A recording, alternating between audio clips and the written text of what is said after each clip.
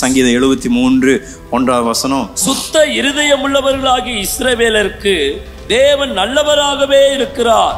ஆனாலும் என் கால்கள் தள்ளாடுதலுக்கும் என் அடிகள் சறுக்குதலுக்கும் சற்றே தப்பிற்று.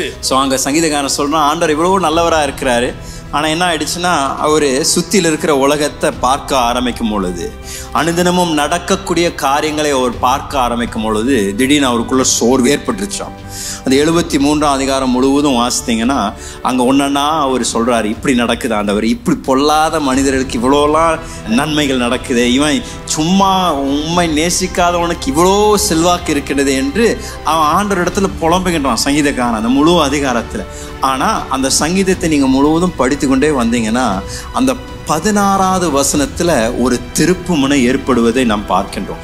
அந்த சங்கீதம் 73:16 கொஞ்சம் வாசிங்களேன். இதை அறியும்படிக்கு யோசித்து பார்த்தேன், நான் தேவனுடைய பரிசுத்த ஸ்தலத்துக்குள் பிரவேசித்து அவர்கள் முடிவை கவனித்து உணரும் அளவும் அது என் பார்வைக்கு விசனமா இருந்தது.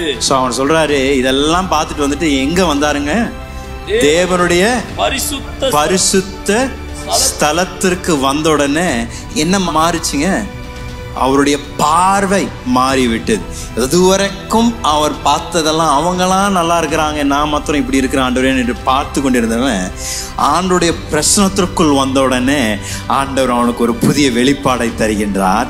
என்ன நிஜமா நடந்து கொண்டிருக்கின்றது அவன் அறிந்து கொண்டோன்னே அவன் மீண்டும் தெம்பாயி அவன் ஆண்டவருக்குள்ள பலப்படுத்தப்பட்டு மீண்டும் தேவன் மேல் அவனுக்கு இருந்த விசுவாசம் உன்னம் ஸ்திரப்படுகின்றது. இன்றைக்கு நான் உங்களையும் பார்த்து சொல்லுகின்றேன், இந்த தேவனுடைய மேஜைக்கு வருவதை தவற விடாதீர்கள்.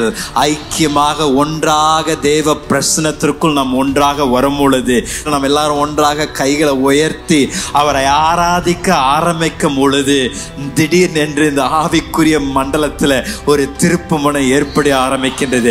அது வரைக்கும் சோர்வோடு, அது வரைக்கும் ஒரு தோல்வியின் மனப்பான்மையோடு நம்ம நடந்து கொண்டிருக்கலாம். ஆனால் தேவ பிரசனத்தில் அவர் ஆராதிக்க ஆராதிக்க ஆராதிக்க திடீர்னு நம்ம சுமந்து கொண்டிருந்த அந்த பாரம் நம்மை விட்டு நீங்க ஆரம்பிக்கின்றது. நாம் பார்த்து கொண்டிருந்த எல்லா காரியங்கள் திடீர்னு ஆண்டவர் நம்மளுடைய ஆவிக்குரிய கண்களை திறந்து, மகனே மகளே, நீ இன்னும் என்னுடைய பார்வையில நீ பார்க்க ஆரம்பி, உன்னுடைய வாழ்க்கையில நான் செய்ய இருக்கின்ற காரியங்களை நான் உனக்கு வெளிப்படுத்த ஆரம்பிக்கிறேன் என்று ஆண்டவர் தேவனுடைய பிரசனத்துல உங்களுக்கும் எனக்கும் எட்டாததை தேவன் அற்புத விதங்கள் வெளிப்படுத்தி இந்த வருடம் தேவன் பலருடைய வாழ்க்கையில இந்த திருப்பு முனையை ஏற்படுத்துவார். தேவ பிரசனத்துல நீங்கள் அமர்ந்திருந்து தேவ பந்தியில் தேவனுடைய மேஜையில் உட்கார்ந்து நீங்கள் அவரோடு ஐக்கியம் கொண்டாடும் பொழுது தேவன் உங்களுக்காக போராடி வெற்றியை உங்களுக்கு தர வல்லவராயிருக்கின்றார்.